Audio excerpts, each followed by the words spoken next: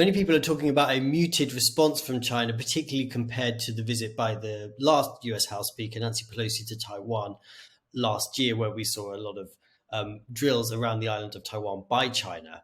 Is there a sense of relief in the US that China hasn't reacted in a particularly over-the-top way? Yes, I think this is it's still too kind of early to decide if China will take any reaction or doing any response to this. I think the U.S. is still monitoring. So far, Beijing has held just routine military drills around Taiwan and launched the third patrol operation through the Taiwan Strait. But this is far less. We know this is far less than what we saw last year when Nancy Pelosi visited Taiwan. But we have to also remember that now Beijing, however, has been steadily upping its intimidation of the island every day. So but we also heard that the U.S. has trying to keep open communication with China, with their counterpart in China. And the State Department has said that they have been trying to communicating on this issue with China. So let's take a listen. And we continue to urge Beijing to cease its military, diplomatic, and economic pressure against Taiwan and instead engage in meaningful diplomacy. There's no reason to turn this transit, which is consistent with longstanding U.S. policy, into something that it's not, or use it as a pretext to overreact. Do you think this sort of engagement with Taiwan puts a strain on the US-China relationship? And why might leaders like Kevin McCarthy think it's still worth pursuing a friendship with Taiwan despite the strain it puts on those US-China ties?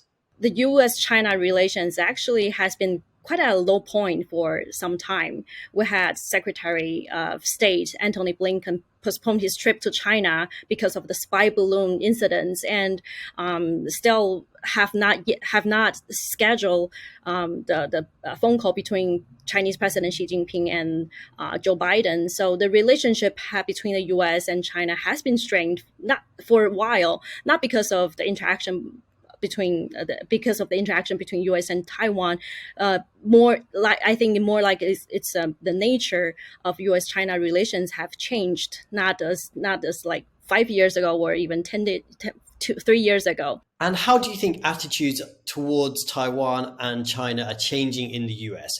Do you think ties will continue to get closer between the US and Taiwan? Will we see more exchanges like this?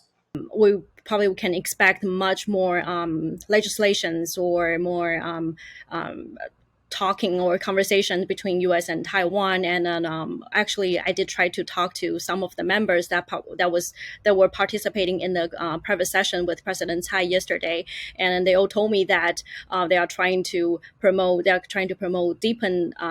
much more legislations related to supporting Taiwan, and so I would expect that there will be much more legislations or discussions on Taiwan going forward. And then we can listen to what they say and what they told me yesterday.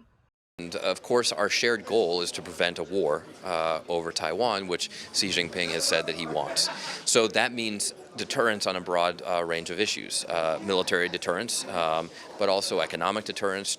I think it's really important that we focus on strong economic policies that will strengthen all of freedom around the world and, again, provide that deterrence. I think we should look for every opportunity to expand it. One thing I've talked about in the past is more partnerships with National Guard units. I think it's something that states can step up and look into, but I think it's absolutely essential.